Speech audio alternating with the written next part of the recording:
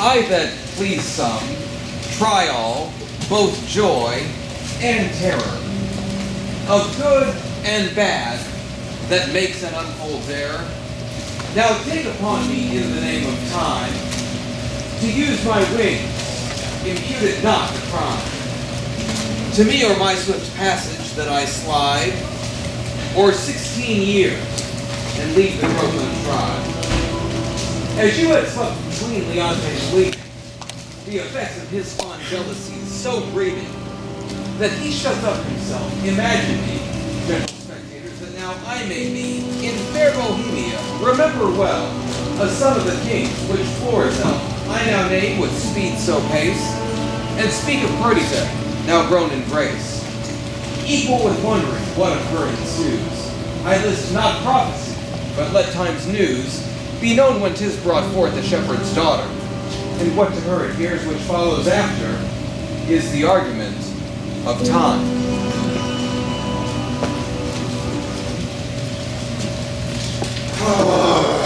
Camilla, be no more fortunate to sickness than I be, and a death to grant this. It has been 15 years since I have seen my country, though, for the most part, I've been mostly aired abroad. I desire to lay my bones there. Besides, penitent king, my master, has sent for me, to whose feeling sorrow I may be some allay. Which is another spur for my departure. Camillo, wipe not only thy services by leaving me now, the good I have of thee thine own goodness hath made. Better thus to have thee than to want thee. Of that fatal country, Sicilia, really let me hear you speak no more. The very naming of it punishes... Well, the very naming of it punishes me, and that penitent, as thou calls him, and reconciled king, my brother, who even now his precious queen and children are to be afresh lamented. Oh, when sawest thou last my son, Prince Florizel? Sir, it's been 3 days since I saw the prince, and what his happier affairs may be are to me unknown. But I have missingly noted that he is much of late retired from court and is less frequent to his princely exercises than he had formerly appeared. I have noticed this as well, Camillo, and have, with some consideration, put my eyes to it. And I have eyes in my service which look upon his removedness, and from them I have this intelligence. Ha-ha! From them, they say he is seldom from the house of a most homely shepherd, a man, they say, that from bearing nothing has grown into an unspeakable estate. I, too, have heard of such a man who had the daughter of most rare note. Daughter. Yeah, the report of her is extended more than can be thought to begin from such a cottage. Likewise, that's in my report as well. But, Camillo, I fear this reason that keeps our son thither. So you and I shall go, and not appearing what we are, we shall have some questions with this shepherd, who I think it not uneasy in his simplicity to get the reason for our son's resort. Come, set aside thoughts of Sicilia, and be my partner in this business. I willingly obey thy command. My good Camillo, we must disguise ourselves. Costume!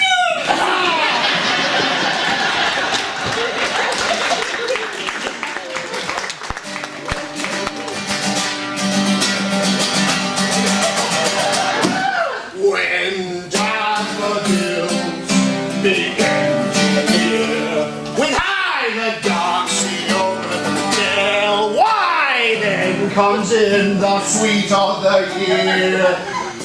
For the red blood reigns, and the winter's pale, the wine she bleaches off the heads, with high Why, the sweet birds, oh, how they sing, doth set my tongue into bondage. For a quart of ale is a dish for a king. The lark, Katira, chance. With hive! Thrush and the jay are song of songs for me and my hands, while we lie tumbling in the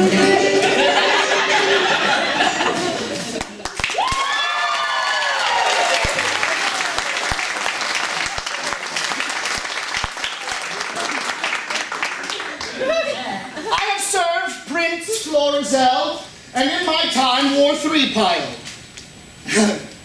But now I'm out of service. And shall I mourn for that, my dear? For the pale moon shines by night, and when I wander here and there, I then do most go right. If tinkers may have leave to live and bear the sow-skin budget, in my account I well may give, and in the stocks I'll vouch it. My traffic is sheets. When the kite bills look to lesser linen. My father named me Autolycus, for, being as I am, littered under Mercury, was also a snapper-up of unconsidered trifles. With dye and drab, I purchased this comparison, and my revenue is the silly cheap. Gallows and knock are too powerful on the highway. Beating and hanging are terrors to me. For the life to come, I sleep out the thought of it. A prize. A prize! I cannot do it without counters!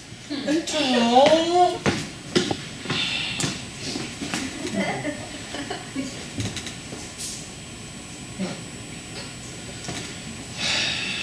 Now, what am I to buy for the sheep shearing feast? Oh.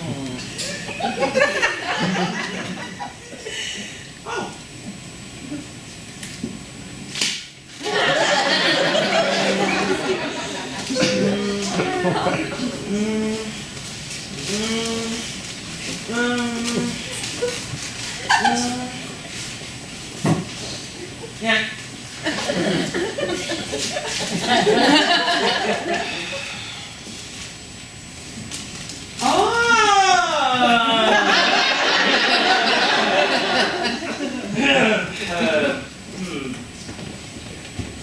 £3 of sugar, 5 pound of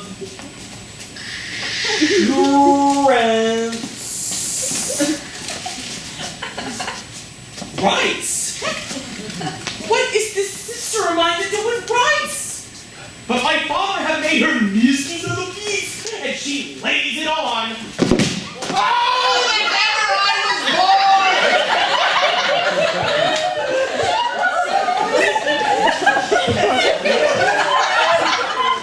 In the name of me. Oh, help me, help me!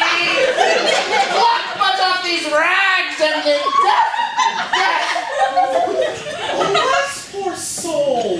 Thou hast need of more rags to lay on thee rather than have these off. Oh, sir! The loathsomeness of them offends me more than the stripes I have received, which are mighty ones, and millions. Oh, alas, poor man. I am wrong, sir! And beaten, my money and apparel taken from me, and these detestable things put upon me. By whom? A horseman or a footman? A footman, sweet sir. A footman. Sweet sir. Come. Lend me thy hand, I will help thee. Oh. Come, lend me thy hand. Good sir. Ow!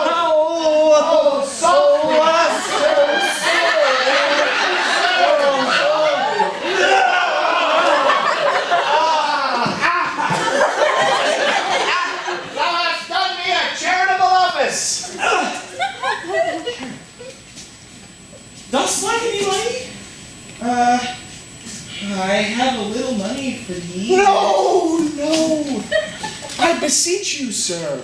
I have a kinsman not past 3/4 of a mile hence unto whom I was going. I shall there have money or anything I may need. Offer me no money, sir. It fills my heart. What manner of fellow is he that robbed you? A fellow, sir, that I have known to go about with troll my games. Huh? I knew him once, a servant of the prince. Some call him Autolycus. Out on him! Prig! For my life, prig! He hunts winks, fairs, and bear baitings! Very true, sir. That is the rogue who put me in this apparel. Not a more cowardly rogue in all of Bohemia. If you'd have looked so big and spit at him,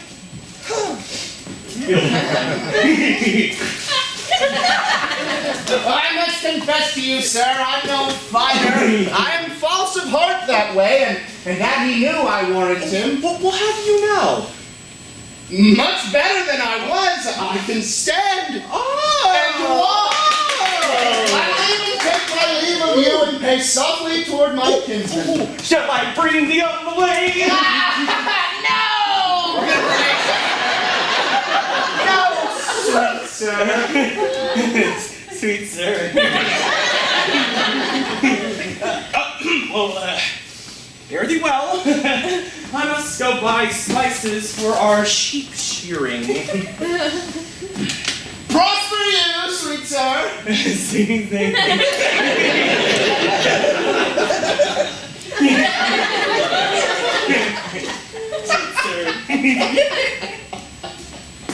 Your purse is not hot enough to purchase your spice. I'll be with you at your sheep shearing, too. And if this cheat not bring out another and the shearers prove sheep, let me be unrolled and my name placed in the book of virtue. Jog on the footpathway and merrily hint the sky allay. A merry heart goes all the day. Your sad tires in a mile away.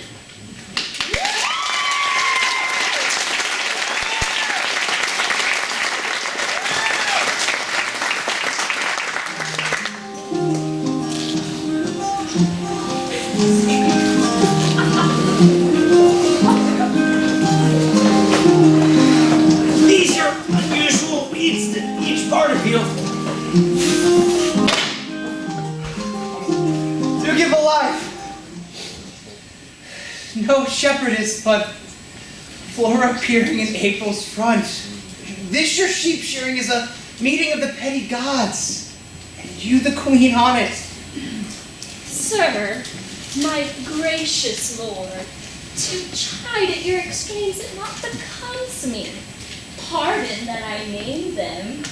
Your high self, precious mark of the land, you have obscured with a swain's wearing. And me, poor lowly maid, most goddess-like pranked up. But that our feasts and every mess have folly and the feeders digested to the custom, I should blush to see you so attired, sworn, I think, to show myself a glass. I blessed the time when my good falcon made her flight across thy father's grounds. Jove affords you cause. For me, the difference forges dread. Your greatness hath not been used to fear. Oh, the fates. Even now I tremble to think that your father, by some accident, should pass as good as you did. What would he think to see his work so noble, vilely bound up? What would he say? And how should I, in these my borrowed flaunts, behold the sternness of his presence? Apprehend nothing but jollity. The gods themselves, humbling their deities to love, have taken the shapes of beasts upon them, and their transformations were never for a piece of beauty rarer. Nor in a way so chaste, since my desires were not for mine honor. nor my lust for naught to my fate.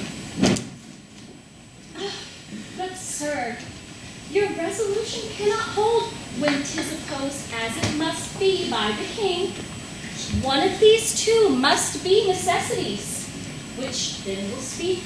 Either you must change this purpose, or I my life. Dearest Perdita, with these poor thoughts I pray thee not darken the mirth of the feast. For I'll be thine, my fair, not my father's. For I cannot be mine own, nor anything to any if I be not thine. Through this I am most constant. Be merry, gentle. Strangle such thoughts as these with all that you behold the while. See your guests approach. Lift up your countenance as it were the day of celebration of our nuptial, which we have sworn shall come. Oh, Lady Fortune, stand you auspicious. Fine, daughter. You are retiring, but you are not the hostess of the meeting.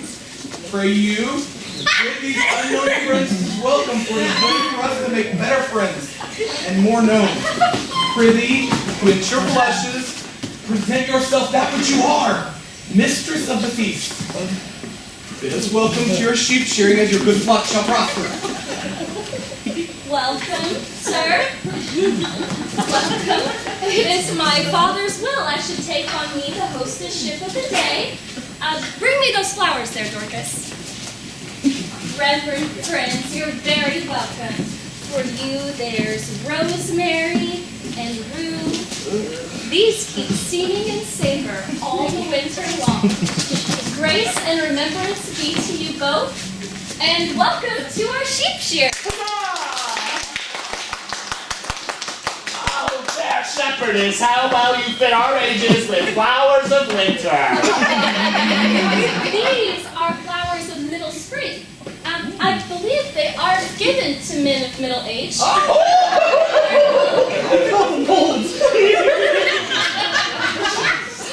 I'd only leave grazing if I were of your flock and only lived by gazing. Out, alas, you'd be so lean, blast of January would blow you through and through. Thank you. Now, my fairest friend, I would I had some flowers in the spring that might befit your time of day. And yours. And yours. That whereupon your virgin branches yet maiden heads grow.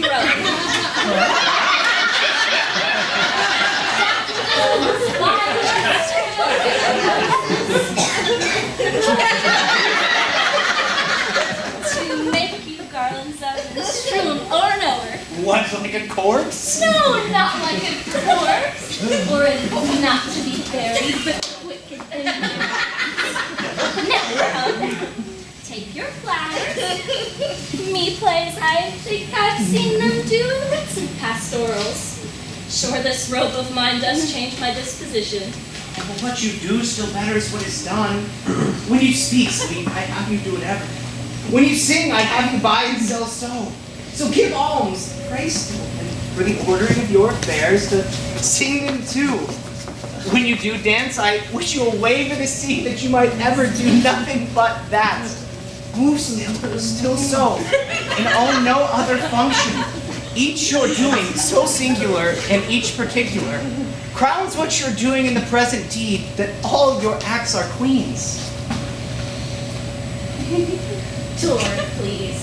Your praises are too large, but that your youth and the true blood which keepeth fairly through it do plainly give you out an unstained shepherd. You will be the false way. I think you have as little skill to fear as I have purpose to push you to it. Come, our dance, I pray, your hand, my Perdita, so turtles pair that never meet apart. I'll swear. This is the prettiest low-born lass that ever ran across the green sward. Nothing she says or does smacks of something greater than herself. She tells her something that makes her blood look out. Ooh, she is the queen of curds and cream. Come on, strike up.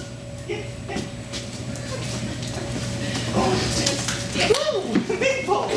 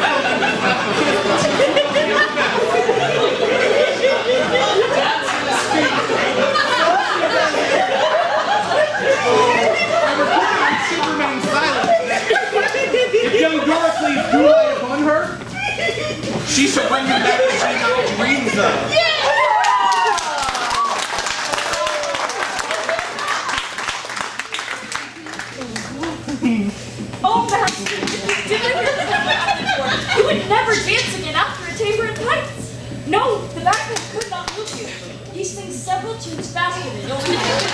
He utters them as he had eaten ballads, and all men's ears tremble his tunes. Oh, I love a good ballad. Oh, prithee, bring him in and let him approach singing. Forewarn him there be no scurrilous words in his tunes. Girl. You have these peddlers that have more in than you think, sister. My good brother, or go about to think.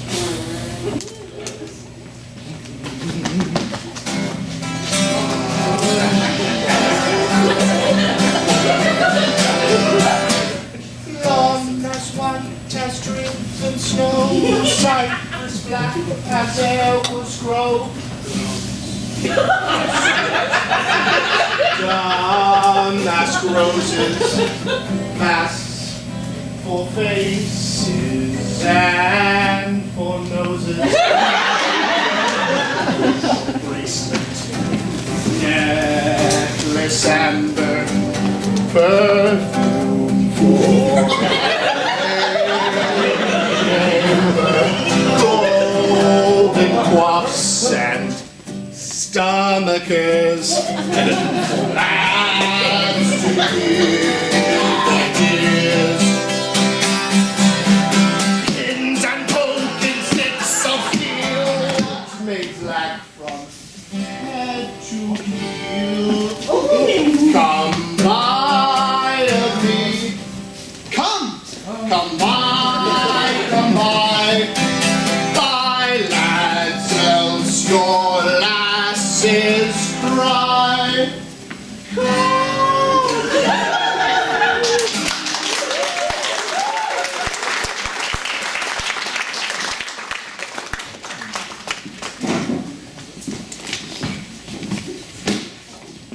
If I were not in love with Mopsa, thou shalt take no money of me.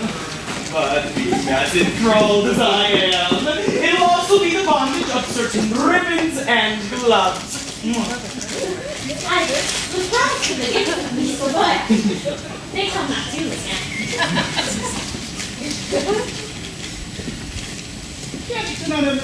now.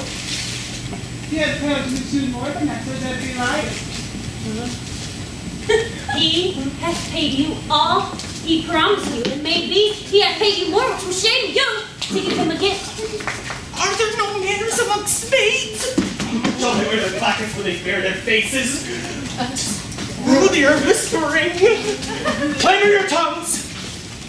And not a word more.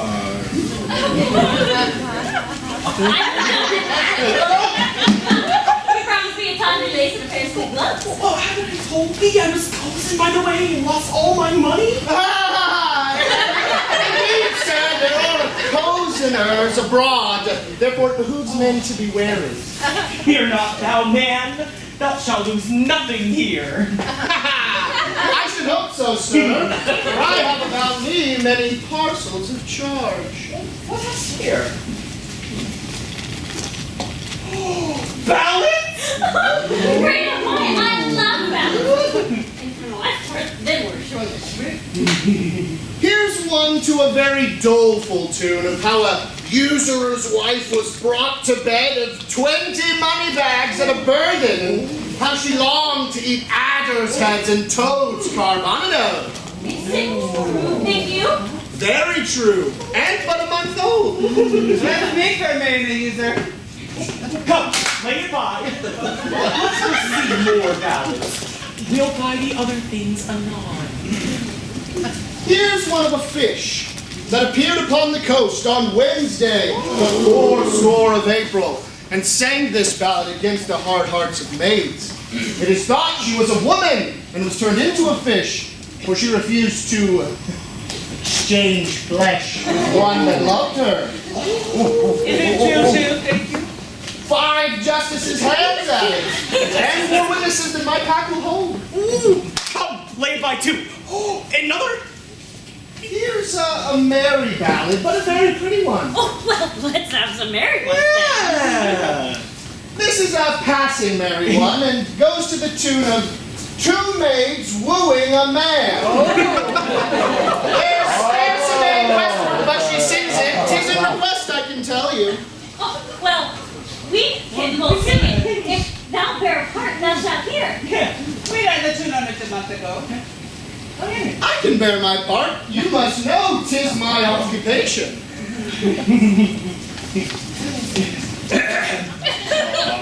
Snap.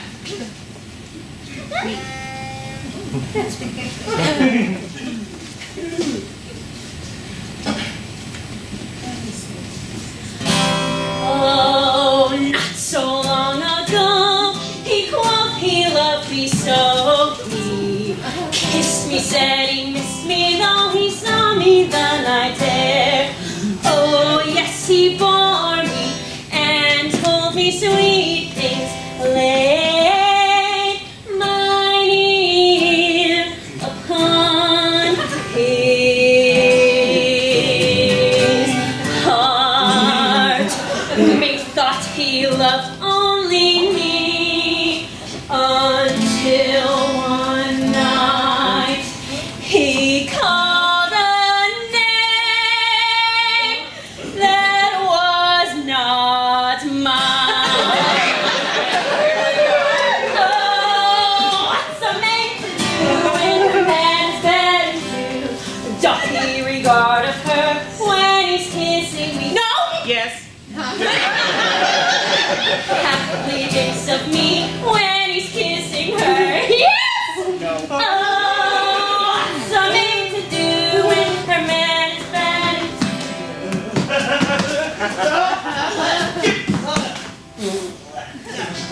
What is it?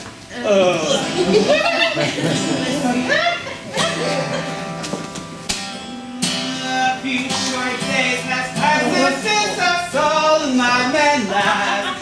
He hugged me close, he made me passive, he let me go. I prayed not thought, happy I ought. For as we lay one night, he cried,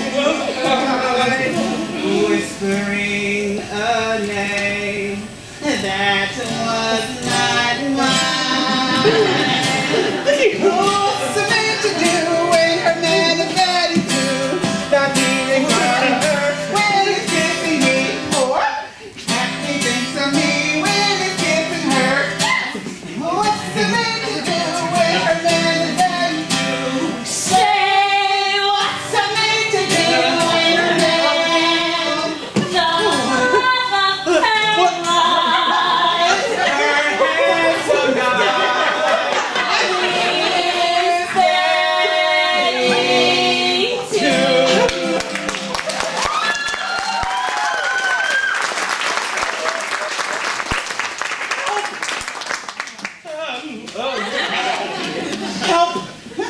Get you hence, for I must go where it fits not you to know.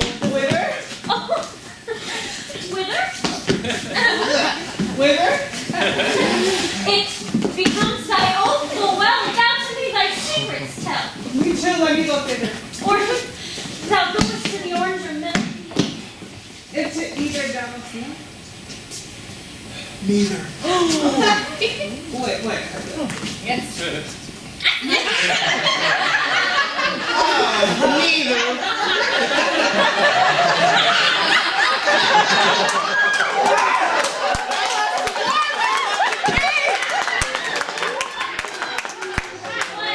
Thou hast so wanted words of me. Then where was it? Say whither.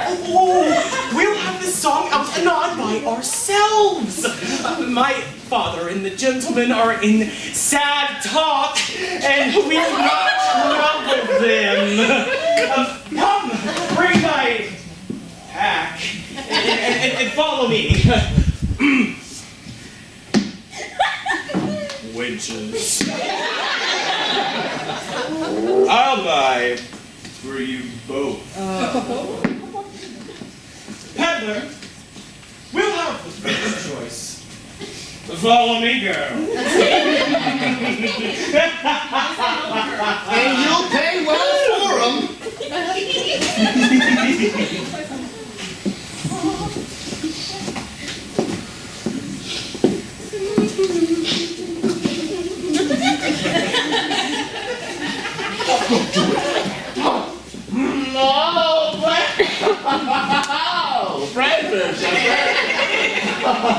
Your mind takes your heart from feasting.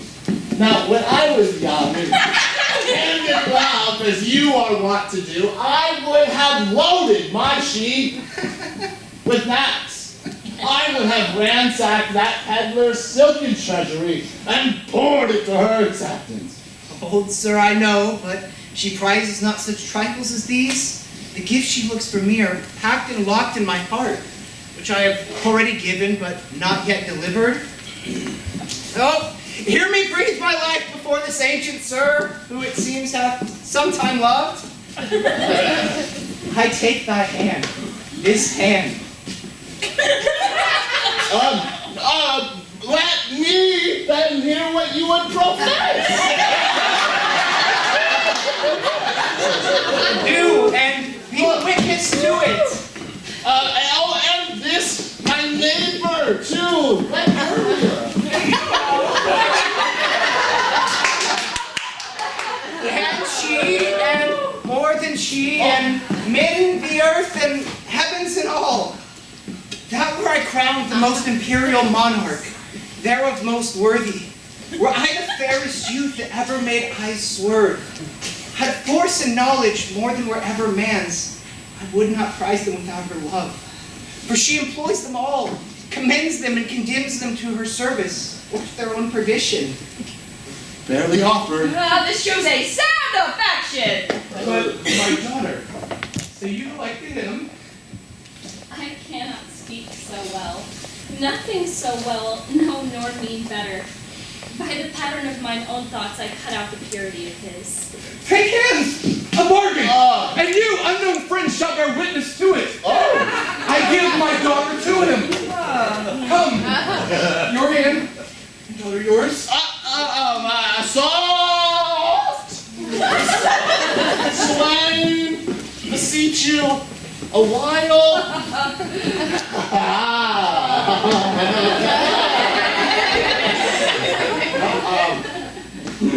Pray you, have you not a father? I have, but what of him? Does he know of this? He neither does nor shall. Well, methinks a father is a guest that best becomes the table at a nuptial. Pray, let me ask you once more. Has your father grown incapable of reason? No. Does he grow stupid from affairs? No. Does he lie bedridden? No, sir. Oh, My father has ampler health and strength indeed than most men of his age, but for reasons 'tis not fit for you to know, I'm not acquaint him of this business. Well, by this you offer him, if this be true, a wrong, something unfilial. I yield all of this, but he must not know. Pray, let him. No, he will not. Prithee, let him know it. No, he must not. Pray you, son. Let him. He need not grieve at knowing of thy choice. Come, he must not. Mark our contract. Mark your divorce, young sir!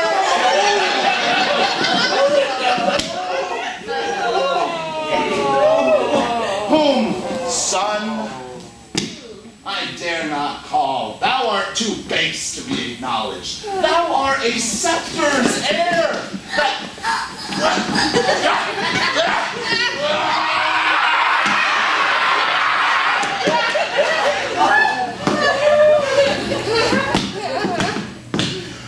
And thou, old traitor, I'm sorry that by hanging thee I can only shorten thy life 1 week. And thou, excellent piece of witchcraft.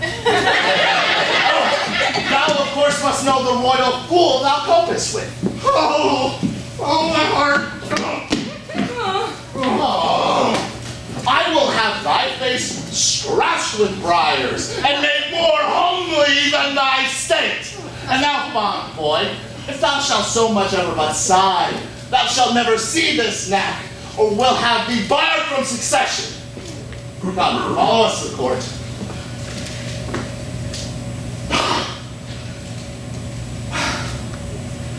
Churl, Though you have filled us with displeasure, we free thee of the death blow of it.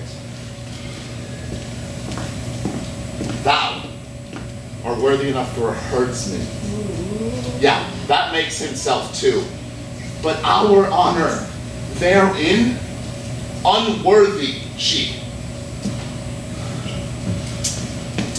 If ever those rural latches to his entrance open, or embrace his body with thy hoops, I shall devise a death that's cruel for thee as thou art tender to it.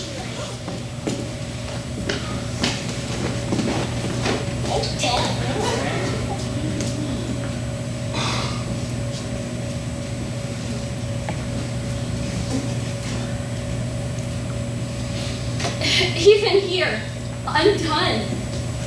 I was not much afeard, for once or twice I was about to speak and tell him plainly.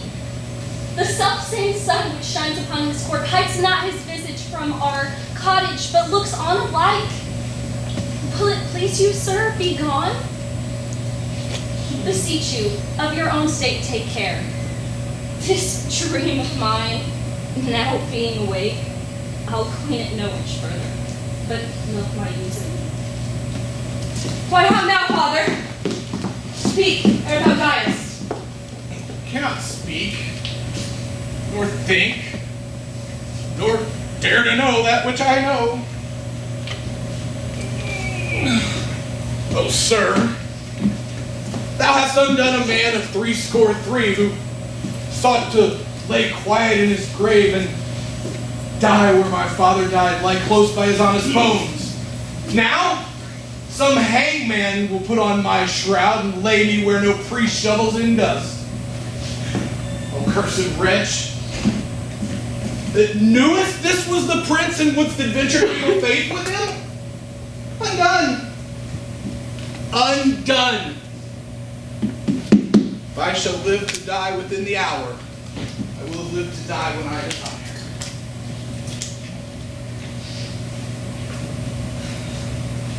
Why do you look so upon me? I am but sorry, not afeard.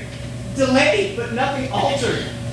What I was, I am, more straining on for plucking back, not following my leash unwillingly. Gracious my lord, you know your father's temper. At this time he will allow no speech, which I do guess you do not purpose to him, and as hardly will he endure your sight as of yet, I fear. Then, till your highness settle, come not before him. I not purpose it. I think, Camillo. Even she, my lord.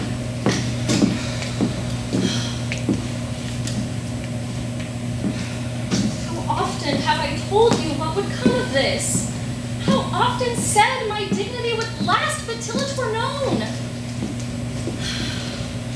I cannot fail but by the violation of my faith. And then let nature crush the sides of the earth together and mar the seeds within. Lift up thy looks. From my secession wipe me, Father. I am heir to my affections. Be advised. I am. And by my fancy, if my reason will thereto be obedient, I have my reason. If not, my sense is better pleased with madness, do but it welcome. This is desperate, sir. So call it, but it does fulfill my vow. I needs must think it honesty. Camillo, not for Bohemia, nor the pomp that may be there I gleaned, for all the sun sees, or the close earth wounds, or the profound sea hides in the unknown fathoms, will I break my vow to this my fair beloved. Therefore, I pray you, as you have ever been my father's honored friend, when he shall miss me, as in faith, I mean not to see him anymore. Cast your good counsels upon his faith. Let myself and fortune tug for time to come. This you may know and so deliver. I am put to sea, with her whom here I cannot hold on shore. Oh, my lord, I would your spirit were easier for advice or stronger for your need. Hark, Perdita, I'll hear you by and by. He's irremovable. Resolved for flight. Now were I happy, and his going I could frame to serve my turn. To save him from danger, do him love and honor, and purchase again the sight for dear Sicilia and that unhappy king, my master, whom I so thirst to see. Now, good Camillo, I am so fraught with curious business that I leave out ceremony. Sir, I think, if you may please to think, I love the king, and through him, what is nearest to him, which is your gracious self, embrace but my direction. I'll point you where you shall have such receiving as shall become your highness, where you shall enjoy your mistress, for the whom I see there's no disjunction to be made, but by the heavens forfend your ruin, marry her, and with my best endeavors, in your absence, your discontenting father strive to qualify and bring him up to liking. Good Camillo, may this almost a miracle be done? Have you thought on a place whereto you'll go? Not any yet. Then list to me. This follows, if you do not change your purpose, but undergo this flight. Make for Sicilia, and there present yourself and your fair princess, for whom I see she must be, before Leontes. What color for my visitation shall I hold before him? Sent by the father your king, the king your father, to greet him and to show him comforts. Sir, the manner of your bearing towards him, with what you as from your father shall deliver, things known betwixt us three, I'll write you down, the which shall point you forth at every sitting what you must say, that he shall not perceive, but that your father will have the bosom and speak his very heart. I'm bound to you. Cause more promising than a wild dedication of yourselves to unpacked waters, undreamed shores, and most certain to miseries enough. Worthy Camillo, preserver of my father and now of me, the medicine of our house, what shall we do? Oh, my lord, fear none of this. I think you know all my fortunes do lie there. Shall be so my care to have you royally appointed, as if the scene you play were mine. For instance, sir, that you may know that you shall not want one word.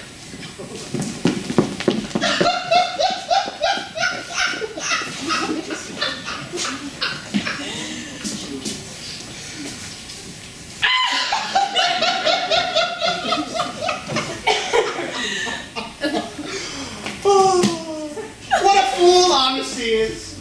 And trust his sworn brother, a very simple gentleman. I have sold all my trumpery. Not a counterfeit stone, not a ribbon, glass, ballad, glove to keep my pack from fasting. My clown, who wants but something to be a reasonable man, grew so in love with the wench's song that he would not stir his petticoats till he had both tune and words, which so drew the rest of the herd to me that in this time of lethargy I picked and cut most of their festival purses. And had not the old man come with a woo-bub against his daughter and the king's son and scared my coughs from the chaff, I would not have left a purse alive in the whole army. Nay, but these letters, by this means being there, so soon as you arrive, shall clear that doubt. And those that you have procured from King Leontes Shall satisfy your father. Happy be you, all that you speak should spare. Who do we have here? They have overheard me now. Why not now, good fellow? Why shakest thou so? There's no harm intended for thee. I am a poor fellow, my lady. Why so still? There's no one that will steal that from thee. Yet for the outside of thy poverty, we must make an exchange. Therefore, discase thee instantly. Thou must think there's some necessity in it. And change garments with this gentleman here, though his penny worth on his side be the worst. Yet hold thee. There's some boots. I am a poor fellow, but I know thee well enough. Nay, prithee, dispatch. This gentleman's half flame already. Are you in earnest, sir? Dispatch, I prithee. Fortunate mistress, let my prophecy come home to ye. You must retire yourself into some covert.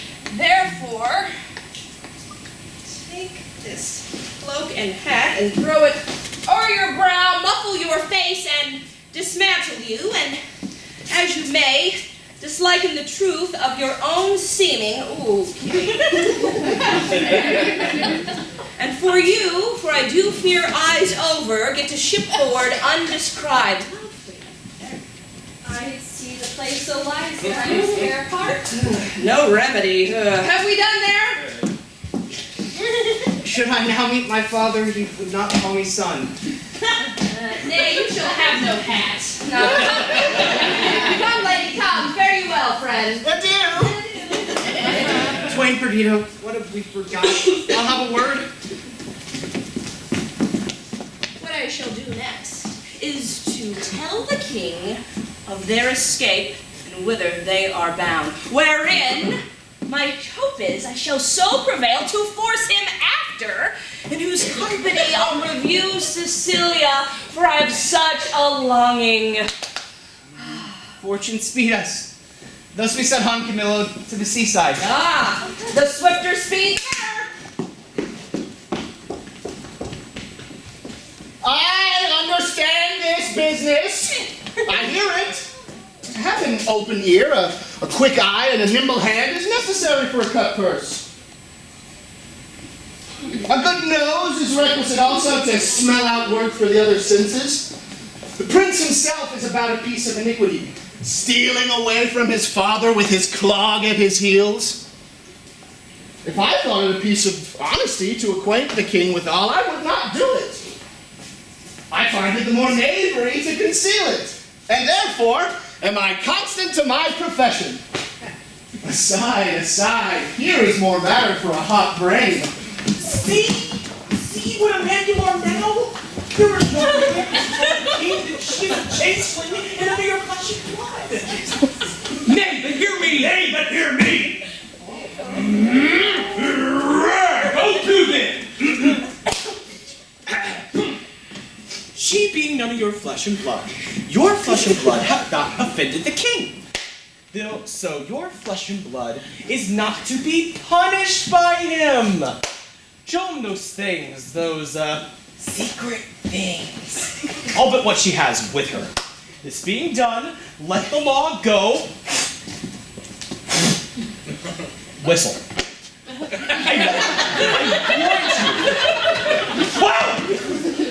I will tell the king all. Every word. Yea, and his son's pranks too, for he is no honest man. Not to go and make me brother-in-law to the king? Indeed, brother-in-law is the farthest off you could have been to him. Then your blood would be pure by I know how much it counts. Let us to the king. There is that in this fardel that will make him scratch his beard. Pray hardly he be a palace. Though I am not naturally honest, I am so sometimes by chance. Let me pocket up my peddler's excrement. How now? Whither are you bound? To the palace, and it like your worship? Your affairs there? What? With whom? The condition of that fardel? Your names, ages, of what having, breeding, or anything else that is fit to be known? Discover! We are but plain fellows, sir. You are rough and hairy. Let me have no lying.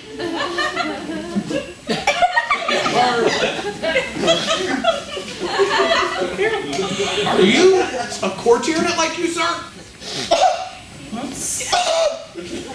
Whether it like me or no, I am a courtier. Seest thou not the air of the court in these enfoldings? Hath my gait in it not the measure of the court? Receivest thy nose not the court odor?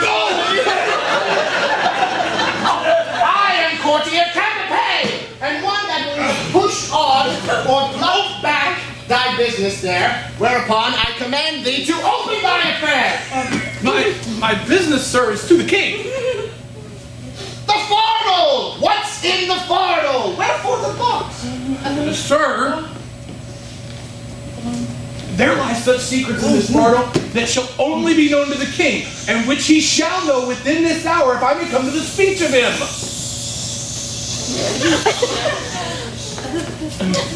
Age, thou hast lost thy labor.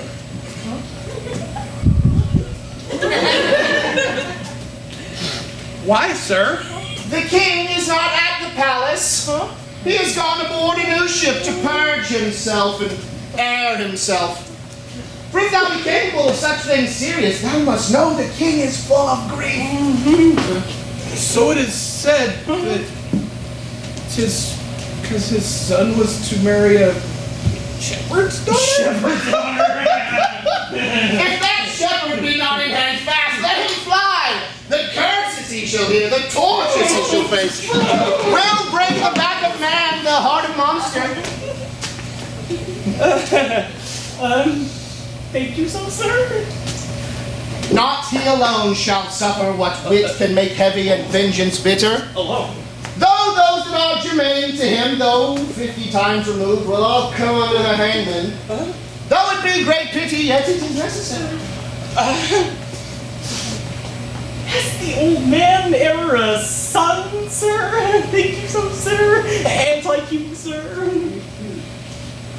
He has a son.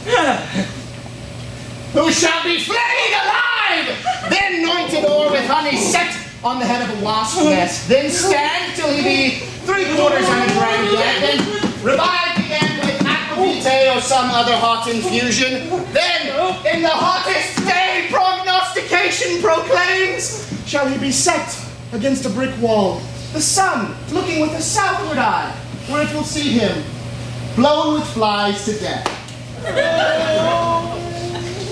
But what talk we of these traitorly rascals? Their miseries to be smiled at, their offenses so capital. Tell me, for you seem to be honest, plain men, what you have to the king? Being something gently considered, I'll bring you where he is. Tender your persons to his presence, whisper him in your behalf. For if it be in a man to change the king's mind, here his man shall do it. He seems to be a great authority. Close with him, give him gold. Stoned and flayed alive.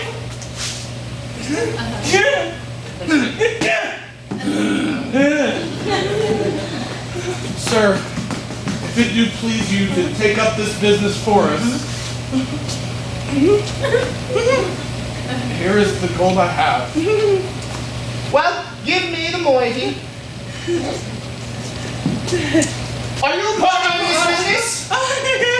In some sort, sir. Though my case be a pitiful one, I hope I shall not be laid out of it. That is the case of the shepherd's son. Let him hang, he'll be made an example. Comfort! Good comfort! We must the king ensure strange sights. He must know 'tis none of your daughter, nor my sister, or we are gone else!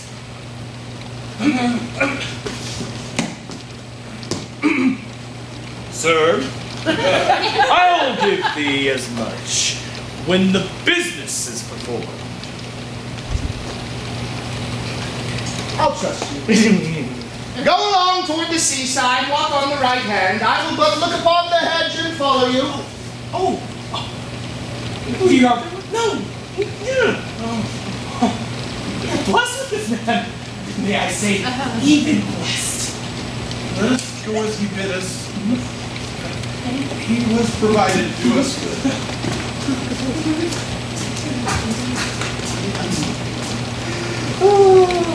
If I had a mind to be honest, I see fortune would not suffer me. She drops booties in my mouth. I am courting with a double occasion, gold and a means to do the prince, my master, good. Which, who knows how this will turn to my advancement. I'll bring these two moles, these blind ones, aboard him. And if you think it necessary to assure me again that their case to the king means nothing to him, let him call me rogue for being so far officious. For I am proof against that title, and all unashamed belonging to it. To him I will take them. There may be matter in it.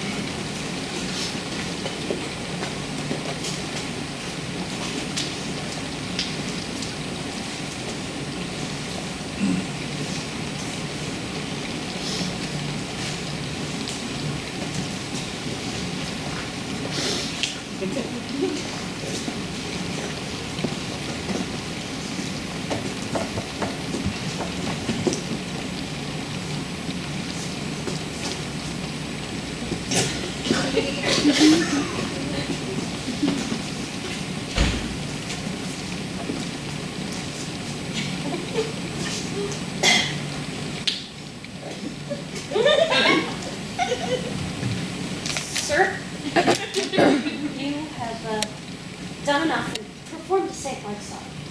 No fault could you make that you have not redeemed, and indeed paid down more penitence than done trespass, but at the last, do as the heavens have done. Forget your evils and forgive yourself. Whilst I remember her and her virtues, I do not forget my blemishes and the wrong that I had done myself, which was so much that careless it had left my kingdom, destroyed the sweetest companion that fair members hoped I had. True. Too true, my lord. One by one, you wedded all the world, or from the all there took something good to make a perfect woman. She you killed would be unparalleled. I think so. Killed. She I killed. I did so, but thou strikest me sorely to say that I did. It is bitter upon thy tongue as it is in my fault. Now, but now say so, but seldom. It's not at all, because you could have said 1,000 days, which would have done the time more benefit and grace your kindness better. You are one of those who would have him wed again. And you would not so. You pity not the state, nor the remembrance of his most sovereign name. You consider little what dangers by his highness fail issue fall upon the kingdom. There is none worthy respecting her that's gone. Besides, the gods will have fulfilled their secret purpose, for has not the divine Apollo said, was it not the tenor of his oracle that King Leonti shall not pass the air till his lost child be found? Care not for issue. The crown will have an heir. Oh, good Paulina. That's the memory of from Ryan I know and honor. Oh, that ever had squared me to thy counsel, even now I might look upon my queen's full eyes and take treasure of her lips. Thou speakest truth, no more such wives. Therefore, no wife.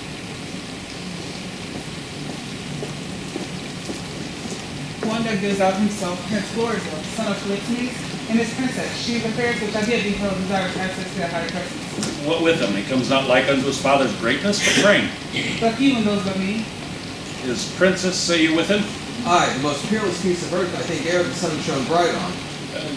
Go with this honored lady and bring them to our embracement. Still, it's strange that thus should seal upon us.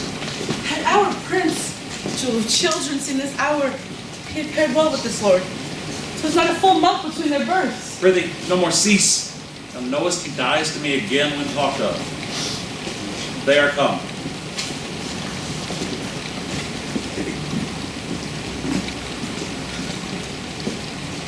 Your father's image is so hit in you as very air that I should call you brother and speak of something wildly by us performed before. Most dearly welcome, and your fair princess, goddess. Alas, I lost the couple that twixt heaven and earth. Might have stood begetting wonder as you gracious couple do. All lost. All mine own folly. Society too.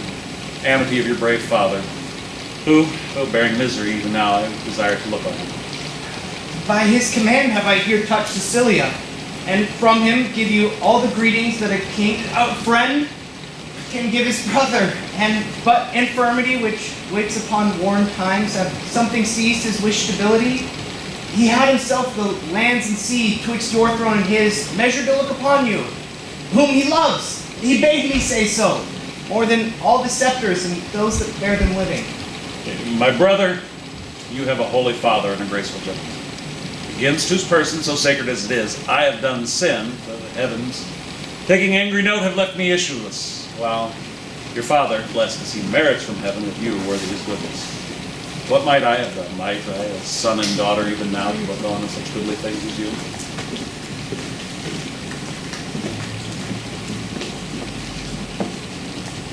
Most noble sir, that which I shall report will bear no credit, were not the proof so nigh. Please you, great sir, Bohemia greets you from himself by me. Desires you to attach his son, who has his dignity and duty both cast off, fled from his father, from his hopes, and with a shepherd's daughter. Where's Bohemia speaking? Here in your city, I now came from him. I speak amazingly, and it becomes my marvel and my message.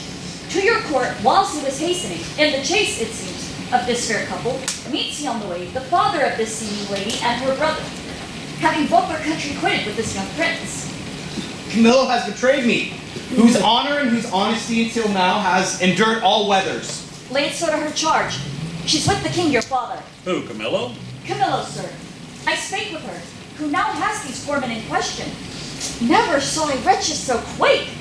They kneel, they kiss the earth, forswear themselves as often as they speak. Bohemia stops his ears and threatens them with divers deaths and death. My poor father! The heavens sent spies upon us. Will not have our contract celebrated? You are married. No, sir, nor we like to be. Seems the stars shall kiss the valleys first, the odds for highs and lows alike. My lord, is this the daughter of a king? She is. And once she is my wife. Once I see by your good father's speed will come on most slowly. I am sorry, most sorry, that you have broken from his liking where you were tied in duty. And as sorry, that your choice is not so rich in worth as in beauty that you may well enjoy her. Lift up thy looks. Though fortune, visible and enemy, should chase us with my father, power no jot hath she to change our love. I beseech you, sir, remember, since you owe no more time than I do now, with thoughts of such affection, step forth mine advocate. At your request, my father will grant precious things as trifles. Would he do so? I beg your precious mistress, which he counts but a trifle. But your petition is yet unanswered. I will to your father your honors not overthrown by your desires. I am friend to them and you. Upon which errand I now go. Follow me and mark which way I may. Come, good my lord.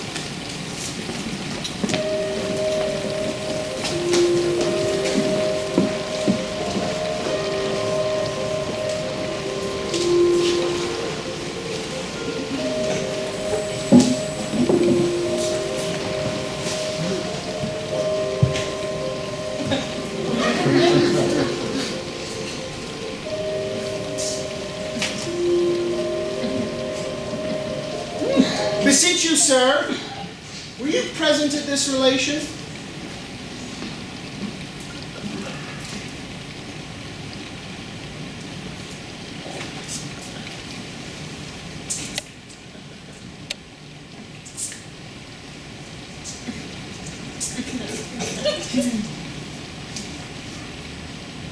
I was by the opening of the park. Heard the old shepherd deliver the matter which he found it. Whereupon, after much amazement, we were all commanded out of the chamber. Only this, methinks, I heard the shepherd say.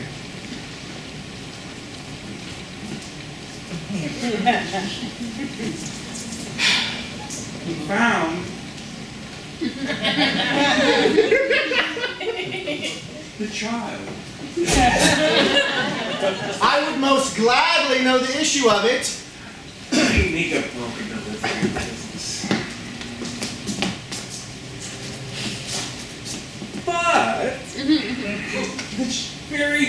changes I perceived in the King and Camilla were those of very notes of admiration. They almost seemed, upon staring upon one another, to tear the very faces of their eyes. There was language in their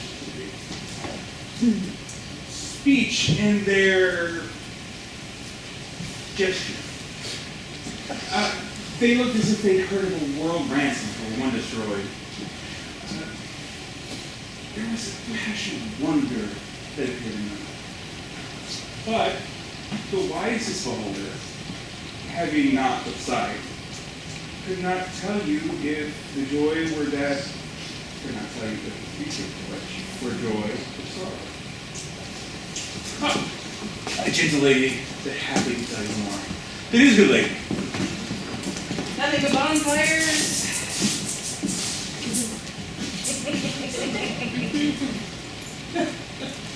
The oracle is fulfilled. The king's daughter is found. Such a deal of wonder has broken out within this hour that the ballad makers could not be able to express it.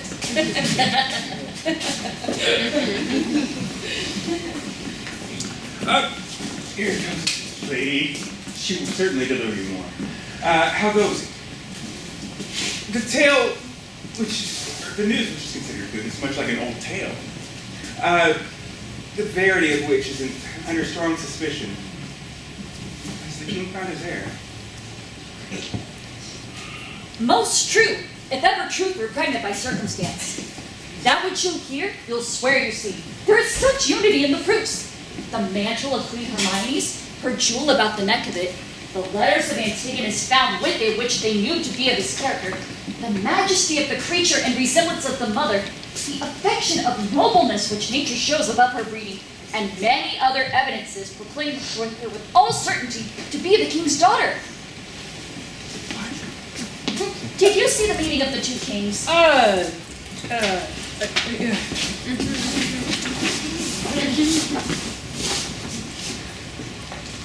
No. Then have you lost the sight, which was to be seen, cannot be spoken of. There might have you beheld one joy crown another, so and in such manner that it seemed sorrow wet to take leave of them, for their joy waited in tears. There was casting up of eyes, holding up of hands, with countenances of such distraction that they were to be known by garment, not by favor. Our king came ready to leap out of himself for joy of his found daughter, as if that joy would now become a loss. Cries, "Oh, thy mother!" Then begs Bohemia forgiveness. Then embraces his son-in-law. Then again worries he his daughter with clipping her. Now he begs the old shepherd, which stands by like a weather-bitten conduit of many kings' reigns. I never heard of such another encounter, which lays report to follow it and undoes conscription to do it. But what, pray you, of Antigonus, and who his carried a child?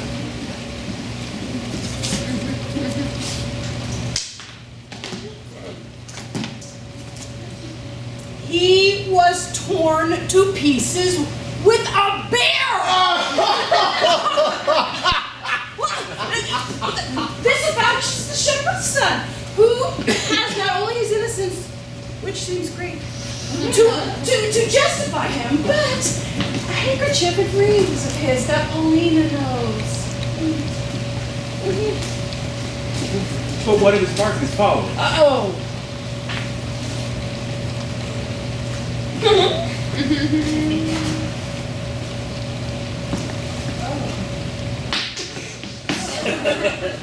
Wrecked!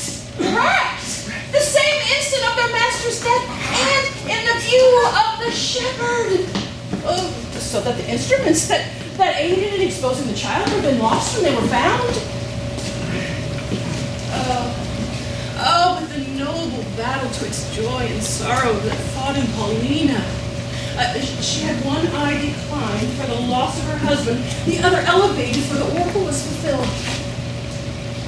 She lifted the princess from the earth, and in so locks her in embracing, as if she pinned her to her heart that she would no longer be in danger of losing. One of the prettiest touches of all, and that which angled for mine eyes, caught caught the water, though not the fish, was when, at the relation of the queen's death, with the manner how she came to it, gravely confessed and lamented by the king, how attentiveness wounded his daughter, till from one sign of the Lord to another, she did, with an alas, I would fain say, without tears, for I am sure my heart wept blood. Who was most marvel there changed color. Some swooned, all sorrowed. If all the world could have seen it, the woe had been universal. Have they returned to the chamber? No. The princess, hearing of her mother's statue, which is in the keeping of Paulina, a piece many years in doing, and so near to Hermione hath done Hermione, they say one would speak to her and stand in hope of answer. Thither with all greediness and affection are they gone. Shall we, thither? And with our company peace to rejoicing?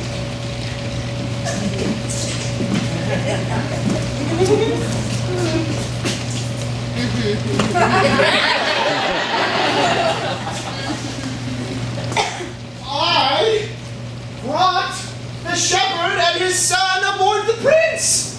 Told him. I heard them talk of a fardel and I know not what.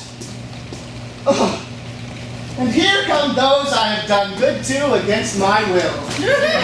Already appearing in the blossoms of their fortune. Come, boy. I am past children, but all thy sons and daughters shall be gentlemen born.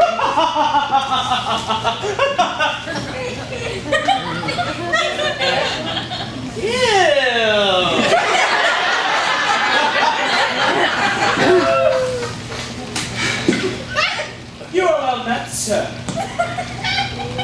You denied to fight with me this other day because I was no gentleman born. See these clothes. Say you see them not, and think me still no gentleman born. You'd best say these robes were not gentleman born. Give me the lie. Do and try whether I am not now a gentleman born. I see you are now, sir, a gentleman born. I and have been so any time in these 4 hours. So have I, boy. So you have. But I was a gentleman born before my father. For the king's son took me by the hand, and called me mwah, brother. Then the two kings called my father mwah, mwah, brother. Then the prince, my brother, and the princess, my sister, called my father. So we wept. And those were the first gentleman-like tears ever we shed.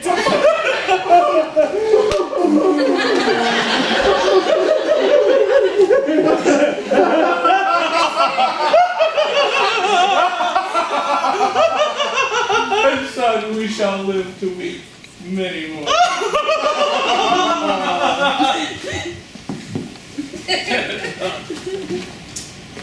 I beseech you.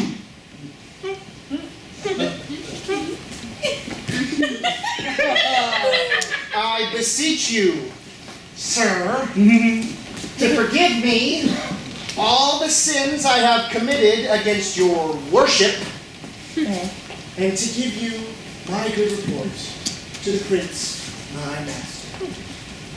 Pray you do, son, for we must be gentle. Now we are gentlemen.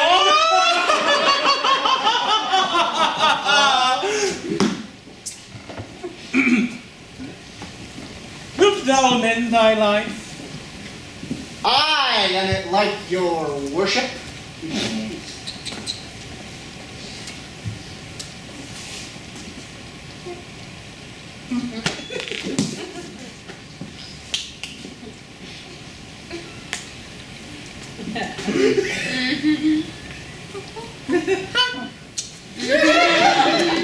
Come, thy hand. I swear to the prince, thou art as honest a true fellow as any is in Bohemia. You may say it, son, but don't swear it.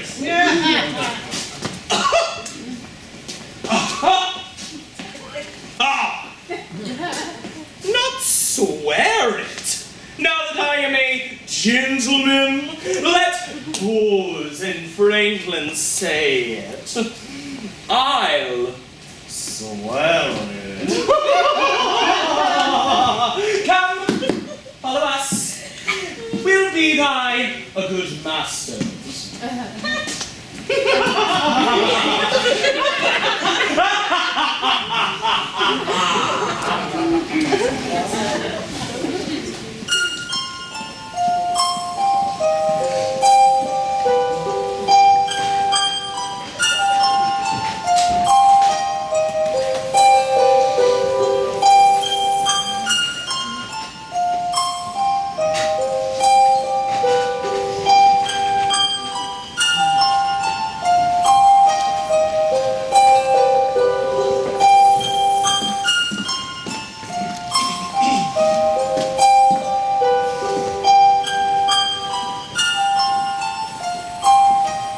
Grave and good Paulina, the great comfort I've had of thee.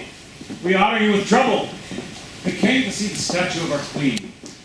The gallery we passed through, not without much content, many singularities, but we saw not that which my daughter came to look on, the statue of her mother. As she lived peerless, so her dead likeness I do well believe excels whatever you look upon or hint of man hath done. Therefore I keep it lonely, apart, but here it is. Prepared to see life as lively mocked as still sleep mock death. Behold and say 'tis well.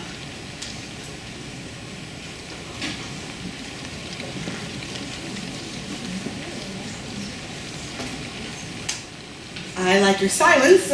If the more shows off your wonder, but yet speak. First, you, my liege, comes it not something near? A natural posture. Chide me, dear stone, that I might indeed say thou art Hermione. Or thou art she, and I not chiding, for she was as tender as infancy and grace. But yet, Paulina, Hermione was not so aged, not so wrinkled as this seems. Not by so much. So much the more our carver's excellence, which let's go by some 16 years and makes her as she live now. As she might have done, and so much to my great comfort, as it is piercing my soul. O royal peace, there's magic in thy majesty. It has from my evils conjured from remembrance, and from thy daughter took the spirit, standing like stone with thee. And give me leave. And do not say 'tis superstition. But I kneel before and implore her blessing. Lady, queen that ended when I but began, give me that hand of yours to kiss. Oh, patience! The statue is but newly fixed. The color's not dry.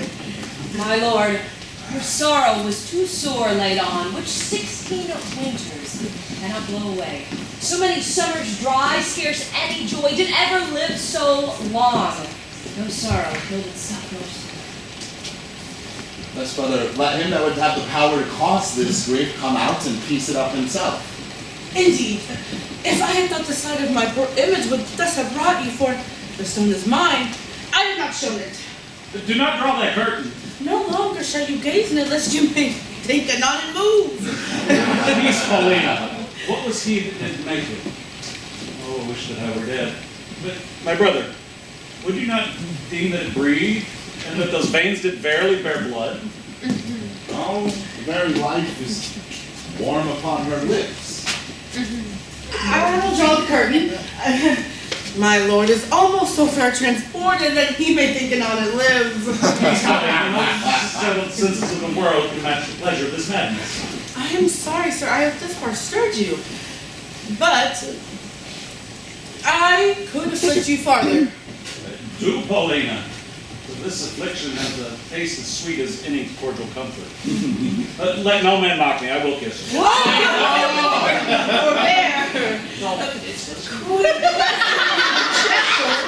Overstop yourself some more amazement. If you can behold it, I'll make the statue move indeed. Whoa! To say by the hand. But then you'll think, which I do protest against, that I am assisted by wicked powers. Uh-huh. Well, you can make her speak. I am content to look on. What you can make her speak, I am content to hear. It do require you awake your faith. Then all stand still on those that think it is unlawful business I am about, let them depart. No foot shall stir! Music, awake her, strike! 'Tis time, descend, bestow no more. Approach! Start not! You shall see her actions are as holy as you hear my spell is lawful. Oh. Do not you shun her until you see her die again, for then you kill her double. Nay, present your hand. When she was young you wooed her, now in age does she become the suitor. Oh, she's warm. If this be magic, let it be an art as lawful as eating. Oh, she embraces him! She hang about his neck. If she pertain to life, let her speak too. Or how she is manifest from the dead! That she is living, were it but told you should be looked at like an old tale. But it appears she lives, though yet she speak not. Oh. Please you to interpose, fair madam. Kneel and pray your mother's blessing. Turn to the after thee this back. You gods, look down and pour your sacred vials, pour from your sacred vials your graces upon my daughter. Tell me, mine own, where hast thou been preserved? Where lived? How came to thy father's court? For you shall hear that I, knowing by Paulina that the oracle gave hope that thou was to be preserved, have preserved myself to see the issue. There's time enough for that, lest they desire upon this push to trouble your joyful like relations. Go together, you precious winners all. Your exaltation partake to everyone. Oh, peace, Paulina. What? Look on, my brother. Both your pardons, that ere I put between your holy looks my ill suspicions. This is your son-in-law, and son unto the king, who is troth plight, your daughter. Good Paulina, lead us hence where we may each leisurely demand answers to our part in this wide gap of time. Hastily, lead away.